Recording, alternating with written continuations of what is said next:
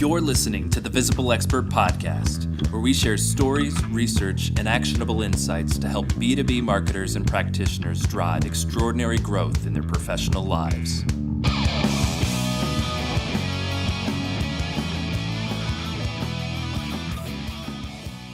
Hi, everybody. Thanks for tuning in to the Visible Expert Podcast. I'm John Tyerman. And I'm Kelly Waffle. And we have an excellent show today. Really excited about our interview with Rand Fishkin, the founder and CEO of Moz, and now the leader of SparkToro. And we talked about a lot of really cool things. So I'm really excited about this show today. So exciting news on the podcast front. We actually we have listeners on 6 out of 7 continents. I thought that was really cool. It is. So if you know any researchers in Antarctica, please let us know. We want to get to 7 out of 7.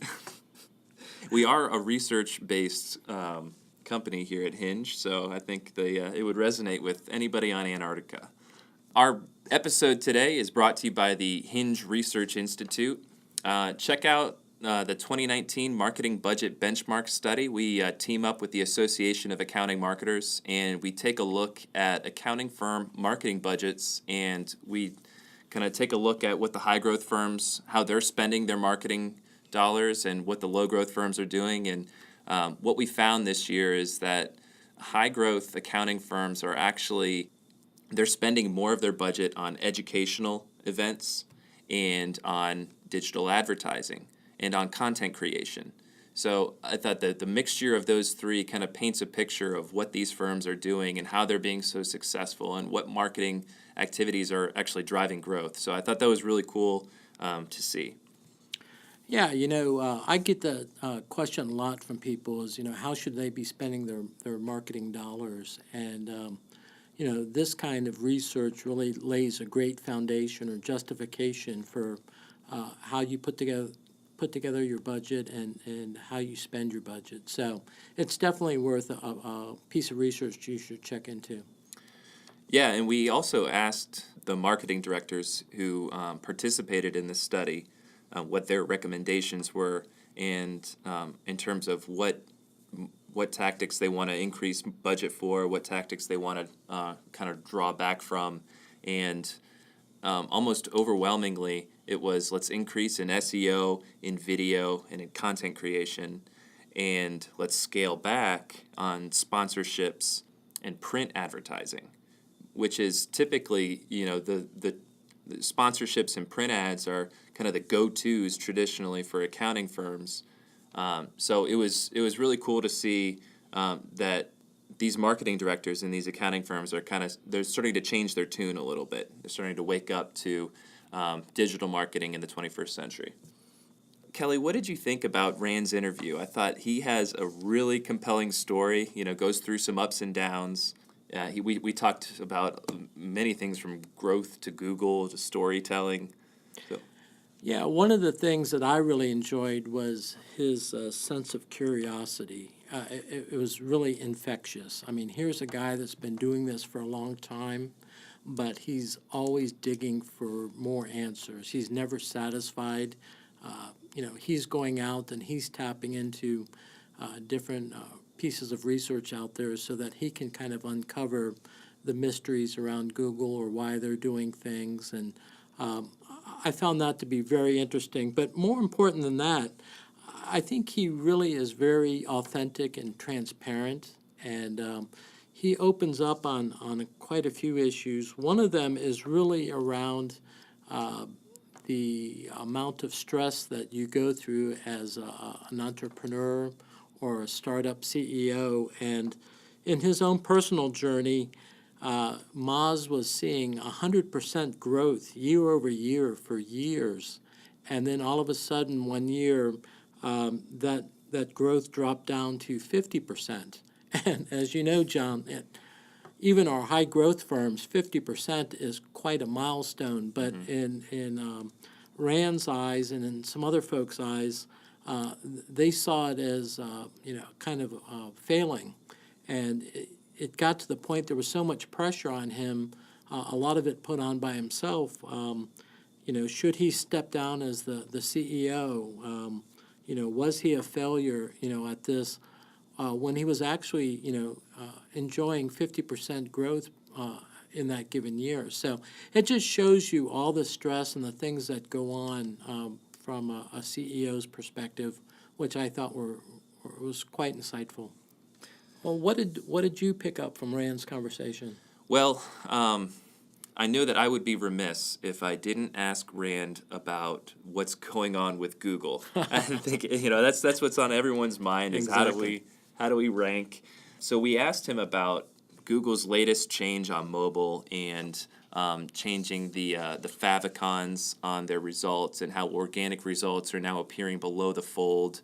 And I thought his take on it is especially interesting because obviously he goes through all of the work to analyze what's going on, and that's what really makes him a thought leader in the space is his ability to stay on top of that stuff. So, yeah, he gives some good insight into kind of where Google is heading with that. So I thought that was really interesting as well. No, I agree with you on that. And he was a little bit emotional about that as well. Without further ado, let's go straight into the interview. Here comes Rand. All right, and we are joined with Rand Fishkin from SparkToro. Thank you for joining us, Rand. It is my pleasure to be here. Thanks for having me, John. Absolutely. Rand, here at Hinge, we define influencers in the B2B and professional services space as visible experts. And this podcast is focused on sharing the stories of our guests and illuminating their journey to building a personal brand. Before we dive into your story, I think it's fascinating what you're doing over at SparkToro. I actually was listening to an interview you did on the Mixergy podcast where you talked about a beta version of podcast data and kind of crawling that and connecting people with different podcasts. And I'm super interested in that. You also talked about having trouble defining what it is SparkToro does or helps with without using the word influencer. And I immediately thought of terms like niche marketing research or niche audience research. Have you had some time to refine that category since then? A little bit. I think we are relatively firm on this idea of using the term audience intelligence to describe what we do. It is not a well-known or well-used phrase, but I think that actually works in our favor because when people hear the phrase audience intelligence, they ask, well, what's that? And then you have a chance to explain it, as opposed to saying something like influencer marketing, where there's a lot of assumptions that come with that. And I really like what you guys have done, where you call the interview series visible expert as opposed to, influencers, Right. because I think that has come to have a connotation that means that you accept money from sponsors or advertisers in exchange for posting on social media. Yeah, there's definitely sort of a context that comes with the term influencer, and it may or may not be a positive context around that. So. Well, and I don't think that's necessarily negative, but I do think it is, it categorizes people in a way that is not necessarily accurate, right? So I think that 5 years ago, you might have said, oh, Rand Fishkin, you're an influencer in the SEO space. But today, I don't think you would call me an influencer because I will not accept dollars in exchange for posting something on Twitter or Instagram or LinkedIn or Facebook or YouTube or what have you. And therefore, I don't count as an influencer anymore. See, that's interesting because I would kind of categorize influencers as just anyone who holds influence over a target audience or a specific niche. So that's interesting to hear your perspective on that. Yeah, and this is less, I personally 100% agree with you. I like the definition from 5 to 7 years ago of you have influence over others. Right. However, I have to recognize that the reality is when marketers and advertisers and brands and agencies talk about influencer marketing and talk about influencers, they are usually referring to this approximately $10 billion sized industry of paying individuals to post things on their social media channels. Interesting. So, such is the way. Sometimes change is good, and sometimes change is not so good. Right. Hey, Rand, in your book, Lost and Founder, A Painful, Honest Field Guide to the Startup World, you do a nice job of detailing your experiences and wisdom and the ups and downs of your journey. If you could boil your experience down for our listeners, what is the one thing you wish you had known when you had first started out? Oh my God, Kelly, how can you ask me to boil it down to one thing? What kind of monster are you? um, no, I think that one of the challenges that I had when writing the book and in working with my publisher and my editor was that, most business books do have a one paragraph summary that you could say about them, right? And they are not detailed journeys with lots of individual takeaways. They are something that a 20-minute TED talk could convey to you just as easily as reading the entire book, or reading the Wikipedia summary. Maybe it won't resonate as much, but it will give you the gist. And I don't think you can do that with Lost and Founder, which I think is also true of entrepreneurship, right? That the journey itself is such an exploratory one, both for yourself, right? You learn so much about yourself, what makes you tick, what makes you work and doesn't, as well as a journey of external influences and experiences that you learn what resonates with other people and why certain products and projects fail and why some succeed. And, you sort of execute on all these theories, and then you have evidence to back up, hey, I think that this is the right way to fundraise. I think this is the wrong way to fundraise. I think this is the right way to build a team. I think this is the way to build a board. I think this is the way to build an executive team. And I try to go through some of those things. Maybe the best summation of Lost and Founder that I could do that briefly would be, if there is existing conventional wisdom about how you should build a startup, it is probably valuable to question that and think of other ways to do it. Every situation is different. You got to find what works for you and your own situation. Yeah, and I think a big problem is that startups, especially over the last 20 years, and especially in the technology world, have been biased by popular culture and media and what gets covered and amplified and talked about in those worlds, such that many, many founders and many people who join these companies at early stages believe that it can only work one way, right? That you are young, that you are usually white or Asian and male, that you are on a coast of the United States, and if you're on the East Coast, you have to be north of Washington, D.C., and that you have to raise money in a certain way, and that you have to hire people in a certain way, and that you have to grow at a certain pace, and that profitability is a bad word, and all these weird things about what building a company is supposed to be like, or building a startup is supposed to be like, that I don't think are for everyone. In fact, I think they're right for only a very, very small percentage of the startup world, but everyone follows that path. So what are some of the kind of lessons learned from your time at Moz and founding Moz that you've been able to apply to your new company, SparkToro? Yeah, I mean, I think that a lot of the ones I just talked about are exactly those matches, right? So I raised money in a very different way for SparkToro.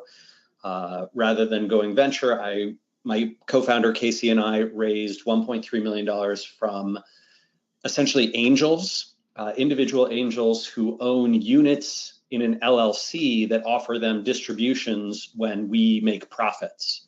So essentially building this company with the idea of profitable growth, but not cutting off the opportunity in the future to, if we want to, raise venture. If we want to sell the company, if we want to, we can give our shares to our employees in the future. We're doing things very differently in terms of our pacing.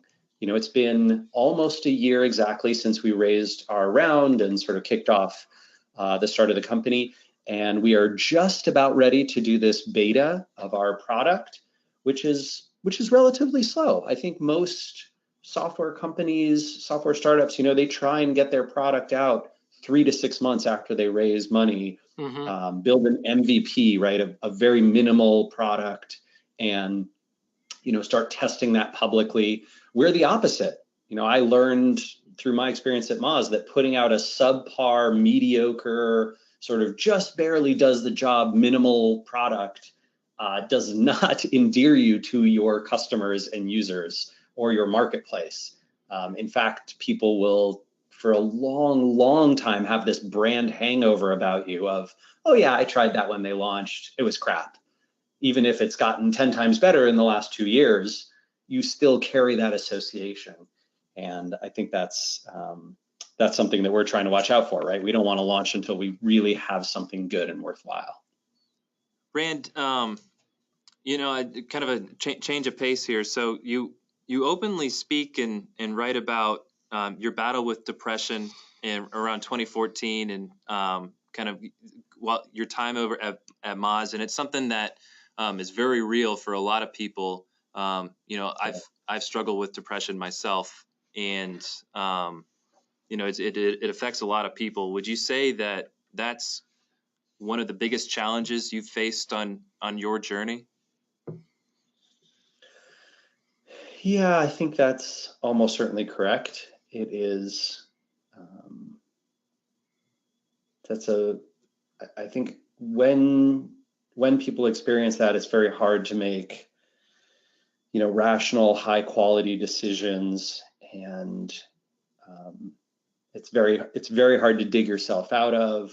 There are a lot of people who never do or who have it recur regularly. I've actually been extremely lucky in that it has not recurred for me, at least not yet. Knock on wood. We'll see. I think that it's something that's not talked about very often, and that still has a lot of associations of shame and failure and of not being strong enough or good enough or cut out for whatever, being a CEO, being a leader.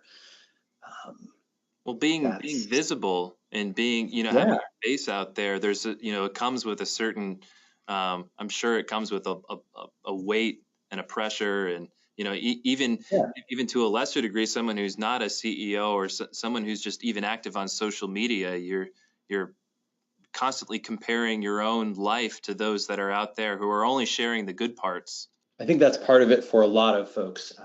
For me, I mean, I think that because of the situation I was in, I had seen many of my colleagues in the startup world, founders and CEOs, go through really tough times, failures that were much worse than Moz's. In 2014, right? I thought the sky was falling because Moz's growth rate had gone from 100% year over year for 7 years to 50%, which you might be thinking to yourself, gosh, that sounds still pretty good, dude. What's wrong with you?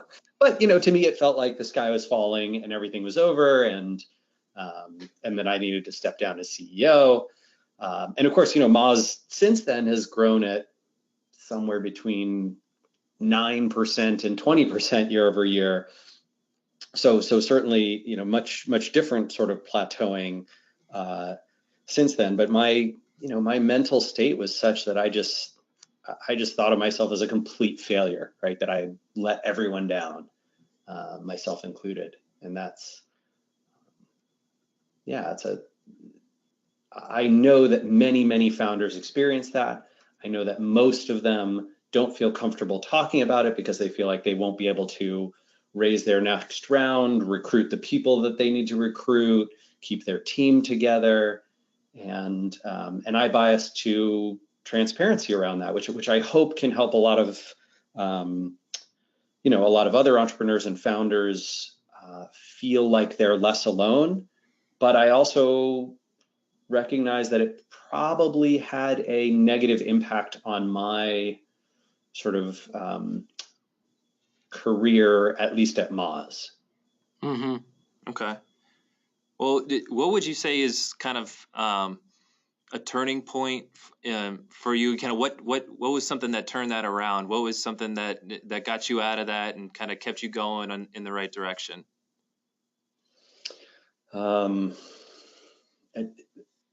It's very hard to say, but I describe in the book a series of kind of random events that led to a bit of a mental epiphany around tying together physical and emotional health issues. And since then, I've been very almost religious about exercise, sleep, diet. The biggest one, frustratingly, being sleep. I think that a lot of people in, I don't know, the business world are kind of obsessed with diet and exercise, but sleep is far better correlated than either of those with breaking out of depression, breaking out of emotional problems altogether, and making higher quality decisions, which what the hell else is the job of an entrepreneur?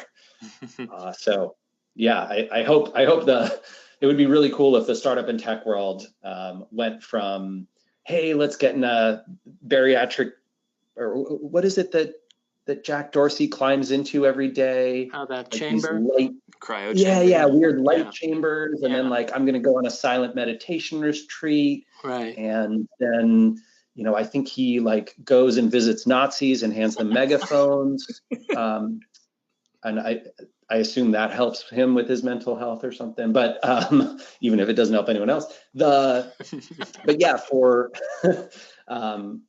me, getting 7.5 hours or more of sleep a night is just crucial, and I would love to see more people adopt that. I think all the data and research out there that you'll ever see is kind of like, well, diet's pretty important, the exercise, yeah, that's important, but sleep is like 10 times more important than either of those. Right. Yeah, so yeah, definitely getting sleep, and I find that hard to come by. I've got a few little ones at home, and they keep me up. Yeah. Rand, I really want to kind of ask you about, you're obviously what we would consider a visible expert. What, in your mind, what was that point where you first realized that you turned a corner and you reached that new level of visible expertise? It's funny because it's such an incremental process for me, as opposed to, I think, many folks will be able to point to a single thing. I was, whatever, I don't know, invited to keynote X, or I had this big article written about me, or, I appeared on this show, or I was cast in this, or whatever it was. Mm-hmm. For me, it was more a series of, the blog I had started, the SEO Moz blog, which became Moz, gained popularity slowly but surely, right? Every month it was sort of a little more popular than the last month, and 5 years in, it was read by a huge percentage of people who did web marketing and SEO professionally. But there wasn't a point where, in year 3, month 6, this happened and it sort of skyrocketed or what have you. There was lots of kind of bumps and then new normals. The same was true with Whiteboard Friday. It started off being very unsuccessful. It was our least successful blog content each week, but we kept publishing it. And yeah, again, somewhere between 3 and 5 years in, it started gaining real popularity. I got better at delivering the videos, the video quality itself got better, the quality of the camera got better, the quality of the whiteboard got better, my penmanship got a little bit better, the topics got better, and these are all slow incremental things. But I think that the wonderful part about that is that there's none of that is unachievable for anyone who wants to achieve their own visibility. Right? None of that sounds impossible to do. Like, could I be a little better at this thing that I do and want to do and like to do next month than I am this month? And for almost everyone, the answer is, yeah, I can do that. I can get a little bit better every month. Great. What's awesome is that is precisely what worked for me. And I think that's what has worked for a ton of people who've leveraged, content plus distribution channels to achieve their visibility and expertise on the web. Mm-hmm. Yeah, I couldn't agree more on that. So I got to tell you, we really enjoy your all the Whiteboard Fridays that you did. So I didn't realize it took that long for them to really take off. Uh, Oh yeah, don't go back and watch the ones from '07 and '08. yeah, You'll be like, oh my God, this guy is terrible. And also, wow, Rand has lost a lot of weight. And also, geez, I think he's holding that whiteboard in his hand and not tilting it toward the camera in a way that we can see it. Just that all kinds of problems. that could be good motivation for people trying to become a visible expert. They're like, wow, I can do that. Yeah, yeah, exactly. I think most people would point to the first Whiteboard Fridays and go, okay, if that guy can improve as far as he has, Right. there's no way that I can't improve an equal amount. And then eventually you're creating videos on how you created those videos too. So I mean that's a new level right there. It got a little better. Yeah, we had we had a lot of people ask us about, hey, this whiteboard video format. Can you talk to us about how you get the whiteboard not to show glare, but have the right lighting, and how Right. do you get the good audio, and how do you produce it in a single take, and all these kinds of things. And the cool part about Whiteboard Friday is, it took, still to this day, right? I went into Moz earlier this year and filmed a bunch of them because they had sort of asked for another series of Whiteboard Fridays from me, and I said sure.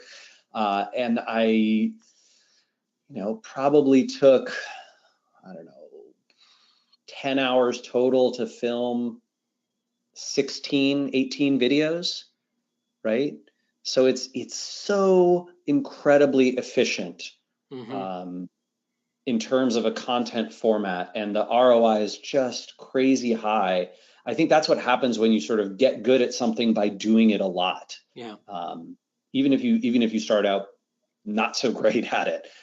Comparatively, right? A good blog post that I write will take me a whole day, Yeah. 4 to 8 hours of work. Now that's not true for every post, but for the posts that are, the most successful ones, they're often data driven, right? So I'm pouring through Excel, I'm making charts, I'm making my own graphics and visuals. I'm putting them in there. I'm doing research out there on the web to try and make sure that I've got solid information from all aspects of the topic. And that's an intense amount of work for one piece versus Whiteboard Friday, which also has the beauty of being reusable across channels. Moz takes those videos and they upload them to YouTube a few months after they've been put on the blog. So everyone knows, well, everyone who follows Whiteboard Friday knows, first I go to Moz, that's where I can get the video right when it comes out. And then a few months later, I can go to YouTube and find it, Hmm. which means that people who are doing discovery via YouTube find Whiteboard Fridays, and then if they want the freshest ones, they subscribe to the blog. It's a very virtuous circle.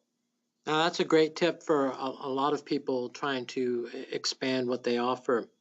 Hey, Rand, I did want to talk to you about a recent keynote speech I heard you give where you talked about how most marketing launches fail because of five things. And I Hmm. was really intrigued by the fifth point on your list, which was lacking a compelling story. Can you Yeah. tell us a bit from your perspective on why storytelling is so critical in launching a marketing campaign? Yeah, absolutely. My experience has been that launches and companies that tell a complete and compelling story that resonates not just intellectually but emotionally with their audience gets remembered, gets amplified, and earns them vastly higher return than launches that products launches, company launches, brand launches, what have you, that don't have that story behind them. I think that when you are talking about building true fans, there needs to be a a story that connects you. And I think that's just because human beings, for all of our evolutionary history as sort of walking, talking, thinking people, our memories have been constructed through storytelling, Hmm. right? The way that we convey information to each other. the way that we remember information, the way that we process things is story driven. And you needn't look no further than, the very contentious worlds of politics and social science, where, you might be extremely frustrated because, the crime rate in the United States has dropped, 95% or whatever it is, 80% in the last 30 years. And yet people are more afraid and worried about crime today than they were in the 1980s when crime was 10 times the problem that it is today. Why is that? And if you talk to people about it, right, it tends to be, well, let me tell you a story about what happened to my neighbor, my aunt, my cousin, this person I heard about on the news, right? It's those individual stories that people remember, not the statistic of, oh my gosh, the United States is so much safer now. I should really let my kids play outside on the block wherever they want, right? That's not how it works. People internalize these stories. They become part of our brains and how we make decisions. And as a result, I think that marketers owe it to themselves, brands owe it to themselves, founders owe it to themselves to learn how to get great at telling a story, right? A story is not beginning, middle, end. A story is, there's a situation, right? There was a time when things were like this, and then there was a conflict, and you try and make that conflict something that deeply emotionally resonates with people. And now our solution to this conflict is our brand, our launch, our product, our data, our piece of content, whatever it is. And now here's the new normal, right? This resolution. And that story format sticks in people's brains like nothing else. No, I couldn't agree more. You hit it right on. You're spot on. Hey, Rand, I have a question here. I was talking to Kevin Bloom, our marketing director, and I said we're talking to Rand Fishkin today, and he's our resident SEO guy. And cool, yeah. He was like, "Oh, you got to ask him about Google's latest move on mobile." If you search for something on Google, you see these favicons, and it's to the point where organic results are now below the fold, and it's hard to tell what all the ads are. Obviously, yeah. Google is not going to share their secret sauce with us, but what do you make of this move? What direction do you see Google heading in? I mean, I think we've seen the last 5 years, right? I have a bunch of data via JumpShot, who monitors clickstream data, and they report on that, and they've been very kind in sharing that with me, and I published it on the SparkToro blog, and I wrote about it years ago at Moz, done some presentations with that data. And essentially, we've seen a continuing pattern, right? Two things are growing.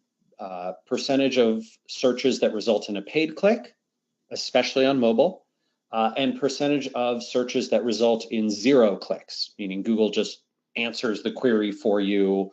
You don't have to continue doing anything else, right? You stop, you don't click on anything in the search results.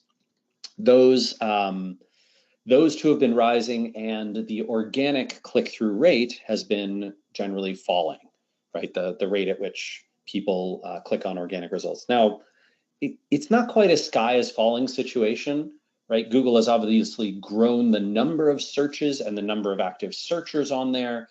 And so today, SEO is still probably much more valuable in aggregate, right? Google is referring way more traffic to websites than they were, say, 6 or 7 years ago, when Google was freaking huge and dominant, and SEO is huge and dominant, right? But it's probably a little bit less, a few percentage points less than it was last year, and maybe even the year before. We started to see this trend where it was like overall clicks to the rest of the web is falling, start around 2017 or so. End of 2017. So, I think this change is Google trying to keep up. I'm sure you probably saw the Bloomberg report, right, where Google's share price was hit hard because their advertising revenue growth was lower than expected, right? So It's still growing very fast, but not growing as fast as Wall Street analysts wanted. And so Google's taking some aggressive moves, like changing the format of the ad visual. And Google's a huge lobbyist in the United States. I think they're either the first or second largest lobbyist in the whole country. So they're almost definitely not going to have the FCC crack down on them for making their ads super subtle and not obvious to consumers, even though they probably should be, right? Like if they were a company that didn't donate millions to politicians, they probably wouldn't get away with this, but that's kind of how the United States works. So they are likely gonna continue to make their ads more and more subtle, like this change does. And as a result, we'll see higher click-through rates. This is a mobile change right now, but I'm sure it'll come to desktop too, right? And the interesting thing, we should be able to look at this in July or August. I'll ask JumpShot to give me the data for May and June, and I should be able to see in that data whether there's a spike, right? Whether more people on average start clicking on paid results, whether that sacrifices, organic results, whether it impacts zero-click searches and how. So it's cool to be able to monitor that data. I really appreciate what the JumpShot folks are doing. Well, I look forward to seeing your analysis when that change does happen. So thank you for doing that. Yeah, you bet. Yeah, that's cool. That's like some research that a lot of people can't get access to. So that's great. Rand, we're seeing more and more enterprise level consulting and SaaS-based companies using their own original research or collaborating with other folks to use research and data as part of their marketing mix. What do you see as the value or benefit in this kind of approach to marketing? Yeah, I mean, I think this has been something that a lot of cutting edge and high return on investment folks have been doing in the content marketing world for a long time. Mm-hmm. I can remember doing this back with Moz and a bunch of SEO consultants and professionals and agencies, in like 2005 and 6, and we got great results from it. So it's no surprise to me that the trend is continuing. Maybe it's a little surprising that it's taken so long to accelerate. Right. But certainly, I think there's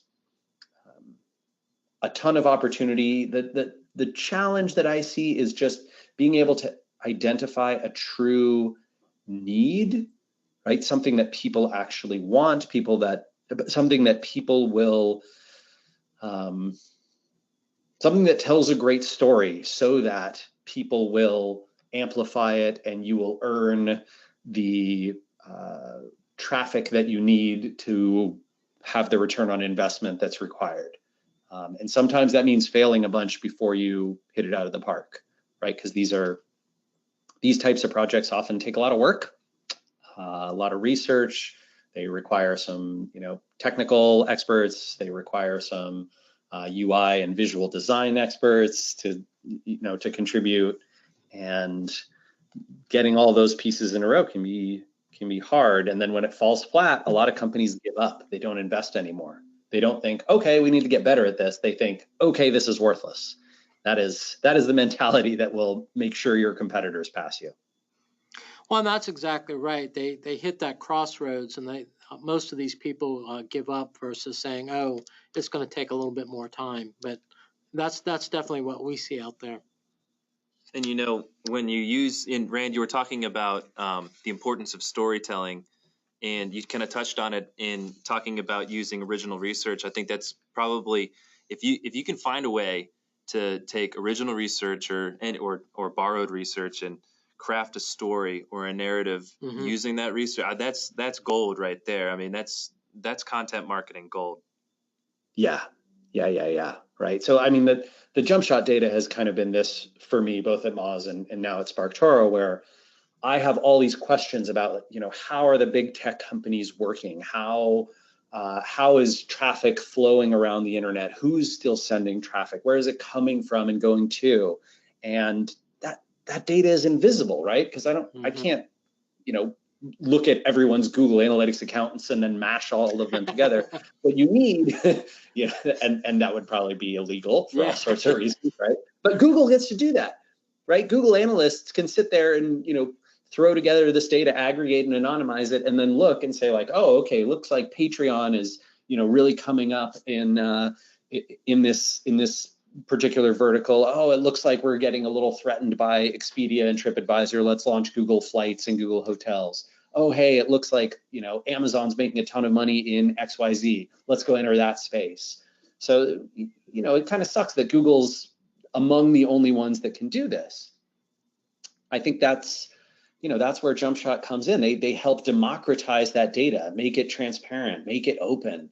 Mm-hmm. And there's so many questions that need to be answered, and so many ways that I think we need to hold these companies to account, both as citizens, but also as marketers, to better understand our field. And that's what their data allows. So yeah, I couldn't agree more. And I think it's in an age where there's so much going around, and so much false news or false perspectives and shady. I think it's important to be authentic and be transparent and be and I think that those are all qualities that, Rand, you've shown over the years, and for over a decade. I think you've given myself and tons of other marketing professionals really practical advice. Obviously with your Whiteboard Friday series, and that's how I first was introduced to you. Obviously all the webinars and articles and videos you do, the list goes on. What advice would you give to a professional looking to build their personal brand today? Yeah, it really depends on what field and sector you're in. I think that I can offer a lot of good advice from my own experience and from what's worked in the kind of niche B2B space, because that's a place I know well, and I've seen lots of folks build up their credibility and expertise here. Outside of that, I feel less certain, right? I think, I will often see someone, as we've been doing research into the world of influencers and influencer marketing and experts outside of just B2B for SparkToro and for my own curiosity, I'm often amazed, right? I have this person's a YouTube star and personality. How'd they build their following? Well, through this and this and this. And I look at it and I go, why did that work? I don't understand that at all. That doesn't make any sense to me. Why does that resonate with anyone? I'm still challenged.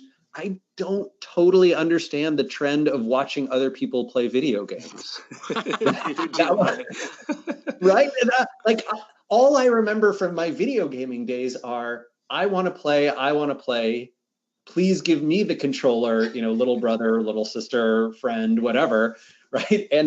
And so watching someone else play, even if they're really good at it, is just so strange to me. I don't know. So yeah, going back to where I'm actually good at providing advice. I would say that if you are looking to build your expertise and visibility in the business world, right, in the professional world, one of the best pieces of advice I can offer you is to consistently, relentlessly help other people more than you think you should. Amen. Just give with no thought of return, and do it over and over and over. And good people will come into your life, and they will reward you, and they will help you, and they will amplify you, and you will be surrounded by other generous people who appreciate your generosity. And that will not only help you build a career, it will also help you build an awesome life. I think one of the things that I have been incredibly lucky, Geraldine and I both, Geraldine's my wife, we have been incredibly lucky to be surrounded by people who are generous and kind and thoughtful. And I think a ton of that is because we both have this mentality of just helping everyone we possibly can all the time, and never thinking, gosh, what did I get out of helping that person? Should I keep helping that person? And that, that advice is one of the most non-scalable but highest ROI activities out there, and it helps make the world better too. Now, those are great tips, not only for marketing, but obviously for life. So I appreciate you saying that, Rand. Yeah, thanks. Well, Rand, I think I can't think of a better note to end our chat on. For folks that are listening, what's the best way to get in contact with you, or to find out about SparkToro and all the cool things you're doing over there? Yeah, absolutely. So if you go to SparkToro.com, you can learn more about what we're building. There's a link called "What We're Building," and you can sign up for the beta email list if you'd like there. We hope to be launching in the next couple of months, at least with the beta, and then learning from there and iterating. The place I'm most active is Twitter, where I'm at Randfish, and you're welcome to follow me there. I answer probably 80% of the tweets that come my way. And if you have specific questions about what I'm up to or whatnot, I'm Rand@SparkToro.com. Awesome. Well, Rand, thank you so much for coming on our show. It was a pleasure to speak with you. Yeah, Great talking to you both. Yeah, I really want to thank you for your generosity, and don't give up on your curiosity. I really love the level of curiosity that you have, Rand. Keep that up. I'm not sure how to dampen that. I don't know if All right. there's any work I could do to get rid of my curiosity. Like, I want to know how that works. I want to know why that works. That's great, though. Thank you. I'm glad to hear that it is a useful tool. All right. And that was our chat with Rand Fishkin, founder of SparkToro, the former Wizard of Moz. And wow, I thought it was, as someone who's looked up to Rand over the years, it was really cool to be able to chat with him. I thought that was kind of a milestone in my personal career. So that was really cool. So Kelly, what did you think? Again, I enjoy his authenticity, his sense of curiosity, and really a great giving spirit. I love the stuff that he said at the end about being kind of consistent and relentless and trying to help others. You just can't go wrong with that formula. I'm jealous of how much sleep he gets. 7.5 hours every night. Wow. That is a well-rested man. Oh man. So Kelly, what do you think of this podcast so far? I'm having a really fun time with you. I can't believe the people that we've got lined up over the next few months. It's going to be really exciting to go deep into these conversations, learn about their journeys, kind of see a different side to these folks that we typically follow on social media and things like that. So I'm really excited about where we're going to go with this. And overall, I think there's going to be a tremendous amount of tips and insights in there that will really help our listeners get to that next stage in their growth as a visible expert. Well, we talked about storytelling, and every one of these experts that we talked to, their story is different. And I think it's really cool how we can glean these insights just listening to their story and listening to, all the challenges that they've faced, how they've overcome it, what they've done to gradually build their brands. This is all really actionable stuff that I think our listeners will be really intrigued to hear. Yeah, and we're going to be talking to people from all walks of life. So we've got a lot of the B2B influencers that we'll be speaking to, but we're also going to have CEOs from different sizes and types of companies, and we're going to have subject matter experts in given vertical industries. So it's a nice mix of people, some at the highest levels of management, some people are more telling their story from a champion perspective, but I think they're all relatable stories. They're all stories where there were challenges that they had to overcome, and all of the people that we've talked to so far have got like a really positive attitude, and really are excited about what lays ahead for them more lies ahead for them. Yeah, couldn't agree more. And for our listeners out there, if you know of any experts you think we should reach out to have on the podcast, please drop us a line and connect with us on social media. Kelly and I are very active on LinkedIn and Twitter, so feel free to connect with us. Happy to continue the conversation there. So for all of you out there who enjoy the podcast, please give us a rating, a review, and tell a friend. Tell your brothers, your sisters, your mom, your grandpa. Especially if you know anyone, What? anyone in Antarctica. We're really trying to get that seventh continent. It is a little bit of background. So the company Hinge, we've had clients on 6 out of 7 continents, and we really want to be able to get that seventh continent. So if you know any research teams that are studying penguins down in Antarctica, tell them to give a listen to the Visible Expert podcast.